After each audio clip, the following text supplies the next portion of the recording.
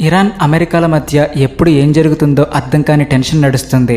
ఈ middle east గేమ్లో Israel, America, ఇరాన్లు తమ లాస్ట్ మూవ్స్ వేయడానికి రెడీగా ఉన్నాయి. హార్మోస్ జలసంధి దగ్గర బ్యాన్ ఎత్తేయడానికి అమెరికా ఏమాత్రం ఇంట్రెస్ట్ చూపించకపోవడంతో పాకిస్తాన్లో జరిగిన చర్చలు కూడా అట్టర్ ఫ్లాప్ అయ్యాయి.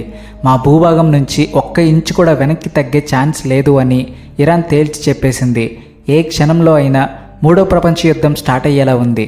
ప్రపంచమంతా సముద్రం మీద దృష్టి పెడితే భారతదేశం మాత్రం ఎవరూ ఊహించని విధంగా తన పక్కనే ఉన్న నేపాల్తో ఒక సైలెంట్ దెబ్బ కొట్టింది. నేపాల్ భారత్ బోర్డర్లో మొదలైన ఈ తుఫాన్ను బహుశా నేపాల్ ప్రధాని బాలేంద్ర షా కలలో కూడా ఊహించి ఉండరు. నేపాల్ గవర్నమెంట్ కొంచెం ఓవర్ కాన్ఫిడెన్స్తో తీసుకువచ్చిన ₹100 కస్టమ్స్ డ్యూటీ ఇప్పుడు వాళ్ళకే పెద్ద తలనొప్పిగా మారింది. భారత్ తెర వెనక చేసిన ఒక సైలెంట్ ఆపరేషన్తో ఆ గవర్నమెంట్ ఇప్పుడు పేకమేడలా కూలిపోయే స్టేజ్కి వచ్చేసింది.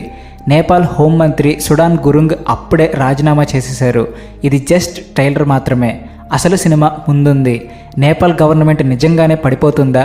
బాలేంద్ర షా మంత్రుల్లో ఇంతలా భయం పుట్టించిన భారత్ మాస్టర్ ప్లాన్ ఏంటి? ఈరోజు సీక్రెట్స్ అన్నీ బయటపడతాయి. మిడిల్ ఈస్ట్లో ఏం జరుగుతుందా అని ప్రపంచమంతా చూస్తుంది.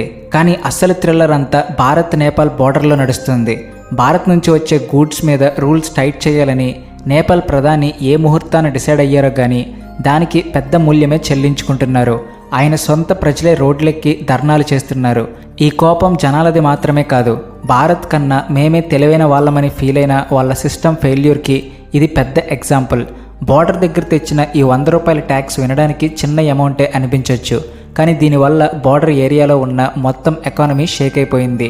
పితోర్గఢ్, దార్చులా, బన్బాసా, వాల్మీకి నగర్ లాంటి ఏరియాల్లో 100 ఏళ్లుగా ఉన్న బంధాల మీద బలేంద్ర షా తన మొండితనంతో ఈ ట్యాక్స్ భారం మోపాడు. దీని రిజల్ట్ ఏంటంటే నేపాల్ జనాలు వాళ్ళ సొంత గవర్నమెంట్కి వ్యతిరేకంగా ఫైట్ చేయడం స్టార్ట్ చేశారు. ఇది కేవలం బిజినెస్కి సంబంధించిన మ్యాటర్ కాదు, భారత్ మీద నేపాల్ జనాలకు ఉన్న నమ్మకానికి సంబంధించిన విషయం. ఈ ఇష్యూ మొత్తంలో భారతదేశం చాలా సైలెంట్గా, కూల్గా డీల్ చేసింది. నేపాల్ వీక్ పాయింట్స్ ఎక్కడ ఉన్నాయో భారత్కి పక్కాగా తెలుసు. సరుకులు స్మూత్గా వెళ్తున్నంత కాలం అంతా బాగానే నడిచింది. కానీ ఎప్పుడైతే ఈ రూల్స్ కాంప్లికేట్ చేశారో నేపాల్లో రచ్చ స్టార్ట్ అయింది. ఇప్పుడు అందరి మైండ్లో ఒకటే క్వశ్చన్, బలేంద్ర షా ఈ డెసిషన్ వేరే వాళ్ళ ప్రెషర్ వల్ల తీసుకున్నారా, లేక ఆయన సొంతంగా చేసిన పొరపాట?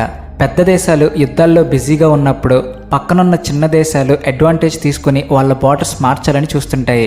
వరల్డ్ టెన్షన్స్ మీద భారత్ ఫోకస్ పెట్టిన ఈ టైంలో బోర్డర్లో కొత్త రూల్స్ పెడితే ఎవరు పట్టించుకోరలే అని నేపాల్ అనుకుని ఉండొచ్చు. కానీ మన వాళ్ళ ఇంటెలిజెన్స్ అంత ఆషామాషీ కాదు. నేపాల్ వేసిన స్టెప్కి భారతదేశం గన్నులు, తోటాలతో కాకుండా ఒక సైలెంట్ యాక్షన్తో దిమ్మ తిరిగిపోయే రిప్లై ఇచ్చింది. నేపాల్ హోంమంత్రి రాజీనామా చూస్తేనే అర్థమవుతుంది వాళ్ళ గవర్నమెంట్లో అంతా రివర్స్ అయిందని. జనాల నుంచి వస్తున్న ప్రెషర్ తట్టుకోలేక మంత్రులు ఎస్కేప్ అవుతున్నారు. బోర్డర్లో ఉండే జనాలకు భారతదేశం నుంచి వచ్చే సరుకులు ఎంత ఇంపార్టెంటో వాళ్ళకు బాగా తెలుసు. లోకల్ మార్కెట్లో ఒకప్పుడు 500కు దొరికే వస్తువులు ఇప్పుడు ఎక్స్ట్రా ట్యాక్సుల వల్ల ఆకాశాన్ని టచ్ చేస్తున్నాయి. అసలు భారత్ ఎప్పుడు మనకు హెల్ప్ చేయడానికి ముందుంటుంది కదా, మళ్ళీ ఈ కొత్త రూల్స్ ఎందుకు అని నేపాల్ జనాలు నిలదీస్తున్నారు. ఈ కోపమే ఇప్పుడు బలేంద్ర షాకి చావు దెబ్బగా మారింది. ఈ ప్రొటెస్టులు ఇలాగే కంటిన్యూ అయితే కాఠ్మండులో గవర్నమెంట్ మారడం పక్కా. అసలు ఈ కస్టమ్స్ రూల్ ఏంటి? భారతదేశం నుంచి ₹100 కంటే ఎక్కువ వాల్యూ ఉన్న ఏ వస్తువు తెచ్చినా కస్టమ్స్ డ్యూటీ కట్టాల్సిందే అని నేపాల్ గవర్నమెంట్ ఆర్డర్ పాస్ చేసింది. ఇంతకుముందు చిన్న చిన్న వస్తువులకు ఎలాంటి ఆంక్షలు ఉండేవి కాదు. కానీ సడన్గా ఈ రూల్ తీసుకురావడంతో రోజువారీ అవసరాల కోసం మన మార్కెట్ల మీద డిపెండ్ అయ్యే పెద్ద జనాల నడ్డి విరిగింది. నేపాల్ వాళ్లకు మన వస్తువులు ఎప్పుడు తక్కువ రేట్కి మంచి క్వాలిటీతో దొరుకుతాయి. కానీ ఇప్పుడు బార్డర్ దగ్గర గంటల తరబడి క్యూలో నిలబడాలి. చిన్న వస్తువుకు కూడా ట్యాక్స్ కట్టాలి అంటే జనాలకు చిర్రెత్తుకొచ్చింది. బన్బాసా రోడ్ల మీద వేలాది మంది బలేంద్ర షా దిష్టిబొమ్మలు తగలేశారు. ఈ గవర్నమెంట్ మమ్మల్ని పస్తులుంచి చంపేయాలని చూస్తుందని జనాలు ఫైర్ అవుతున్నారు. ఈ సిచ్యువేషన్లో నేపాల్ గవర్నమెంట్ వాళ్ళ సొంత జనాల ముందే ఒక విలన్ లాగా మారిపోయింది. ఇక్కడే భారతదేశం తన బుర్ర వాడింది. మన సైడ్ నుండి ఎలాంటి బ్యాన్ చేయలేదు, జస్ట్ మన రూల్స్ని స్ట్రిక్ట్గా ఫాలో అవ్వడం స్టార్ట్ చేసింది. దీంతో నేపాల్ సప్లై చైన్ మొత్తం కొలాప్స్ అయింది. నేపాల్ పాలిటిక్స్లో ఇప్పుడు జరుగుతున్న ఈ రచ్చ అంతా భారతదేశం వేసిన మాస్టర్ ప్లానే. దీన్నే ఎకనామిక్ చెక్మేట్ అంటారు.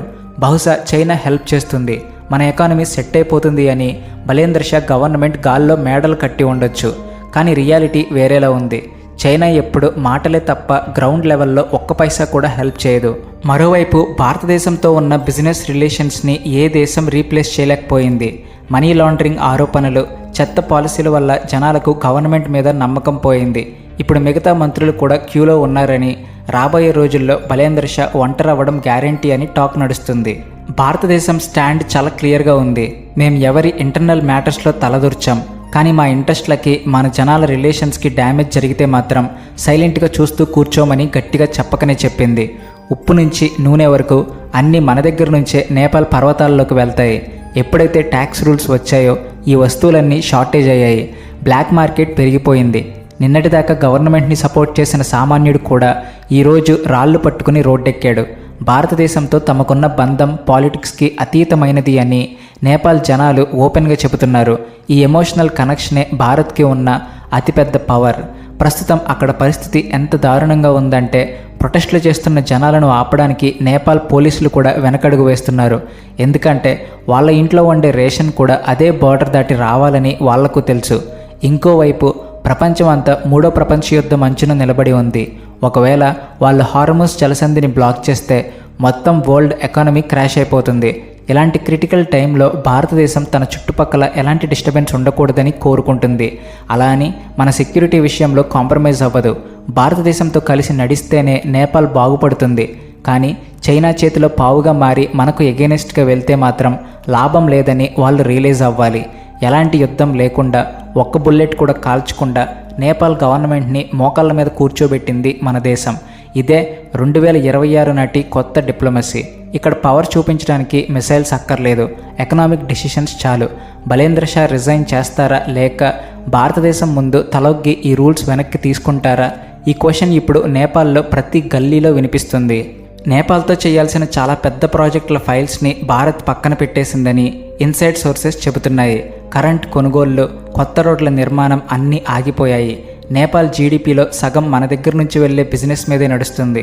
భారతదేశం పట్టు కొంచెం బిగించినా చాలు నేపాల్ చీకట్లోకి వెళ్ళిపోతుంది. ఇది కొత్త భారతదేశం. స్నేహం ఎలా చేయాలో తెలుసు, మన ఇంట్రెస్ట్లని ఎలా కాపాడుకోవాలో అంతకంటే బాగా తెలుసు. పాత రూల్స్ని మళ్ళీ తీసుకురావాలని, మనతో రిలేషన్స్ ముందులాగా సెట్ చేయాలని నేపాల్ జనాలు డిమాండ్ చేస్తున్నారు. ఒక పక్క ఇరాన్ యుద్ధమంటల్లో దూకడానికి రెడీగా ఉంది. ఇంకో పక్క నేపాల్ తన ఇంటర్నల్ ప్రాబ్లమ్స్తో కాలిపోతుంది. భారత్ ఈ రెండింటిని చాలా నిశ్చింతగా అబ్జర్వ్ చేస్తుంది. ఒకవేళ నేపాల్లో గవర్నమెంట్ పడిపోతే అది బలేంద్ర షాకి కోలుకోలేని భారీ దెబ్బ. సొంత గవర్నమెంటే తమతో పాలిటిక్స్ చేస్తుందని నేపాల్ జనాలకు అర్థమైపోయింది. అందుకే వాళ్ళకి భారతదేశం మీద ఉన్న ప్రేమ ఏమాత్రం తగ్గలేదు. బలేంద్ర షా తన ఇమేజ్ పెంచుకోవడానికి వాడిన యాంటీ భారత్ కార్డ్ ఇప్పుడు ఆయనకే రివర్స్ కొట్టింది. కడుపు నిండా భోజనం ఉన్నంత వరకే ఈ నేషనలిజం అన్నీ బాగుంటాయి. ఎప్పుడైతే ఈ 100 రూపాయల ట్యాక్స్ సామాన్యుడి నోటికాడ కూడు లాగేసుకుందో అప్పుడే ఆ నేషనలిజం కాస్త కోపంగా మారిపోయింది. మీ గవర్నమెంట్ని కూల్చేస్తామని భారత్ ఎప్పుడూ ఓపెన్గా చెప్పలేదు, కానీ నేపాల్ వాళ్ళు చేసిన తప్పేంటో వాళ్ళకే తెలిసేలా చేసింది. బలేంద్ర షాకి ఇప్పుడు అన్ని దారులు మూసుకుపోయాయి. ఒకవైపు జనాలు, ఇంకోవైపు ఆయన మాట వినని మంత్రులు, మూడో వైపు భారతదేశం ఇస్తున్న ఎకనామిక్ ప్రెషర్. హార్మోస్ దగ్గర గొడవలు ఆయిల్ సప్లై మీద ఎఫెక్ట్ చూపిస్తాయి. వాళ్ళు మనతో ఉన్న గొడవలు త్వరగా సెటిల్ చేసుకోకపోతే రేపు శ్రీలంక కంటే దారుణమైన పరిస్థితి వస్తుంది. చైనా వాళ్ళు వచ్చి ఆదుకుంటారు అనుకోవడం ఎండమావిని చూసి పరిగెత్తడం లాంటిది. నేపాల్ జనాలు మన సైడు ఉన్నారని భారత్కి పక్కాగా తెలుసు. ఇదే మనకి దక్కిన అతిపెద్ద విజయం. బార్డర్లో టెన్షన్స్ తగ్గేలా కనిపించడం లేదు. మన ఆర్మీ, పారామిలిటరీ దళాలు ఫుల్ అప్రమత్తంగా ఉన్నాయి. సెక్యూరిటీ విషయంలో అస్సలు తగ్గేదే లేదని భారత్ క్లియర్గా చెప్పేసింది.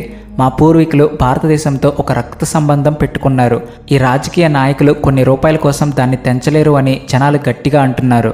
పక్క దేశాలను ఎలా చూసుకోవాలో, టైం వచ్చినప్పుడు వాళ్ళ ప్లేస్ ఏంటో ఎలా చూపించాలో భారతదేశానికి పక్కాగా తెలుసు అని ప్రూవ్ చేసింది. ఇది 2026 నాటి భారతదేశం. ఎవరో ప్రెషర్ చేస్తే భయపడదు. భారతదేశం ఇక్కడ చాలా మానవత్వంతో ఆలోచించింది. ఎమర్జెన్సీ సర్వీసులు, అంబులెన్స్ కోసం రోడ్లు ఓపెన్గానే ఉంచింది. కానీ కమర్షియల్ బిజినెస్ మీద మాత్రం కఠినమైన రూల్స్ నడుస్తున్నాయి. ఇదొక రేంజ్లో చూసుకుంటే ఎకనామిక్ సర్జికల్ స్ట్రైక్ లాంటిది. నేపాల్లో ఉన్న అపోజిషన్ పార్టీలు ఇప్పుడు ఓపెన్గా మన దేశానికి సపోర్ట్ చేస్తున్నాయి. భారతదేశంతో రిలేషన్స్ పాడు చేసుకుని బలేంద్ర షా నేపాల్ ఫ్యూచర్ని రిస్క్లో పెట్టారని వాళ్ళు విమర్శిస్తున్నారు. ఇంట్లో గొడవలు ఉన్నప్పుడు బయట యుద్ధం గెలవడం ఇంపాసిబుల్. భారత్ వేసిన ఈ దౌత్య ప్రణాళిక కేవలం ఈ రోజు కోసం కాదు, రాబోయే ఎన్నో దశాబ్దాల కోసం వర్కౌట్ అవుతుంది. ఎప్పుడైతే నేపాల్కి బాగా అవసరం వచ్చిందో అప్పుడు భారతదేశం తన పవర్ చూపించింది. ఈ దెబ్బతో చైనా ఇన్ఫ్లుయెన్స్ మొత్తం తుడిచిపెట్టుకుపోయింది. చీకటి పడుతున్న కొద్దీ కాఠ్మండూలో టెన్షన్ పెరిగిపోతుంది. బలేంద్ర షా అడ్వైజర్స్ ఎవరికి తోచిన సలహాలు వాళ్ళు ఇస్తున్నారు, కానీ ఏది సెట్ అయ్యేలా లేదు. భారత్ ఒకవైపు రక్షకుడిలా హెల్ప్ చేస్తూనే ఇంకో పక్క తప్పు చేస్తే దండించే క్రమశిక్షణ గల పెద్దన్నలా వ్యవహరిస్తుంది. ఈ బ్యాలెన్సింగ్ అనేది మన ఫారిన్ పాలసీకి ఉన్న మెయిన్ స్ట్రెంగ్త్. 2026 సంవత్సరం హిస్టరీలో నిలిచిపోతుంది. ఒకవైపు హార్మోస్ జలసంధిలో యుద్ధం స్టార్ట్ అయ్యేలా ఉంది, ఇంకో పక్క నేపాల్లో ఒక కొత్త రాజకీయ విప్లవం స్టార్ట్ అవుతుంది. ఇప్పుడు ఈ ఏరియాలో మన ప్రమేయం లేకుండా ఏ చిన్న డెసిషన్ కూడా తీసుకోలేరు. భారతదేశం మీద నేపాల్ జనాలకు ఉన్న ఆశాభావమే మనకు ఉన్న నిజమైన ఆస్తి. ఆ ₹100 కస్టమ్స్ డ్యూటీ జస్ట్ ట్యాక్స్ కాదు, నేపాల్ తమ పవర్ చూపించుకోవడానికి చేసిన ఒక ఫెయిల్డ్ అటెంప్ట్. భారతదేశం సపోర్ట్ లేకుండా వాళ్ళు ఒక్కరోజు కూడా మనుగడ సాగించలేరని నేపాల్ పౌరుడికి అర్థమైపోయింది. హోంమంత్రి తర్వాత ఇప్పుడు కార్మిక శాఖ మంత్రి, ఇంకా చాలామంది సీనియర్ మంత్రులు రాజీనామా చేస్తున్నారని న్యూస్ వస్తుంది. బలేంద్ర షా ఇప్పుడు పూర్తిగా ఒంటరి అయిపోయాడు. మన దేశానికి ఎలాంటి తొందర లేదు, టైం మనకే ఫేవర్గా ఉందని తెలుసు. మన ఓపిక, మన బలం చూసి నేపాల్ జనాలు ముగ్ధులయ్యారు. భారత్ గట్టిగా తలుచుకుంటే పరిస్థితి ఇంకా దారుణంగా ఉండేదని వాళ్ళకు తెలుసు. ఎవరికీ నష్టం చేయకుండా, ఏ రక్తం చిందించకుండా యుద్ధాలు చేసి సాధించలేని దాన్ని మనం చాలా ఈజీగా సాధించాం. నేపాల్ రోడ్ల మీద నిరసనలు పీక్స్కి వెళ్ళాయి. గవర్నమెంట్ పడిపోవడానికి కౌంట్ డౌన్ స్టార్ట్ అయింది. మన బార్డర్స్ని, మన ప్రయోజనాల్ని కాపాడుకోవడానికి ఎంతకైనా తెగిస్తుందని భారతదేశం స్పష్టం చేసింది. నేపాల్ క్రైసిస్ అనేది మన పెరుగుతున్న పవర్కి జస్ట్ ఒక శాంపిల్ మాత్రమే. మరి దీనివల్ల మన దేశం మీద ఎలాంటి ఎఫెక్ట్ పడుతుంది? నేపాల్ గవర్నమెంట్ మనతో రిలేషన్స్ సెట్ చేసుకోవాలా, లేక వాళ్ళ మొండితనం అలాగే కంటిన్యూ చేయాలా? కింద కామెంట్ సెక్షన్లో మీ ఒపీనియన్ని చెప్పండి. అలాగే వీడియో నచ్చితే please like and share, and also thanks for watching.